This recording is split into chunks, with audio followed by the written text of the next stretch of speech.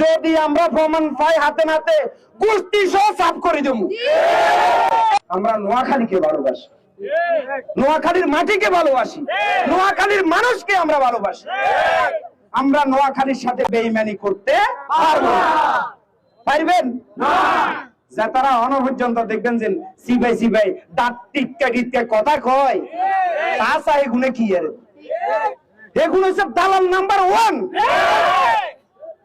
আবার একটা কথা কই, আগো তারিন কণ্ঠশিল্পী হাতে গান গায়, এতে কি কারো ফগলে তোর হাসতে আমি গেছে নি? কারণ এত তোর কন্টেন্ট ক্রিয়েট করে, গান করে ফেসবুকে আপলোড করে, ইয়া তুমি কটে কামায়। বেতন কি আমরা দিয়ে? বেতন দিয়েছে ওই তোরা আয়ারল্যান্ডে তোর হারান নয়, আমেরিকা তোর হারান, ফেসবুক কোম্পানি হারান। এটার ভিতরে বেটুদের কনে আঙ্গো বাঙালি বাঙালি বলতে ওই তোরা কুমিল্লার মানুষও থাকতে পারে, নোয়াখালীর মানুষও থাকতে পারে। সাইবার অ্যাটাক করিয়া তার আইডিটা নষ্ট করছে।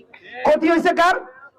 বাংলাদেশের ক্ষতিও না, বাংলাদেশের জনগণের ক্ষতিও না, একজন রেমিটেন্স যোদ্ধা না।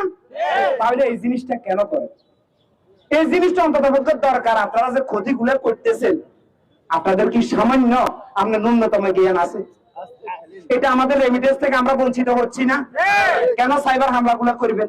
আর আইডি নষ্ট করলে কি মানুষ কি বেকুব নি না অশিক্ষিত? আইডি আর খুলতে ইচ্ছো না, খুলতে পারবে, একটু সময় লাগবে আবার পজিশনে যাই। এই কাজ করার জন্য নেক্সট আর চেষ্টা করবেন না। যদি আমরা প্রমাণ পাই হাতে নাতে গোষ্ঠী সহ সাফ করে দেবো। স্পষ্ট কথা, গোষ্ঠী সহ সাফ করে দেবো। এত বোকা মনে করিয়েন না, আমরাও কিন্তু খেলা জানি। জানি না খেলা, কিন্তু এখনো নোয়াখালীর মানুষ ভদ্র সভ্য, এই জন্য আমরা এখনো চুপ করে রয়েছি।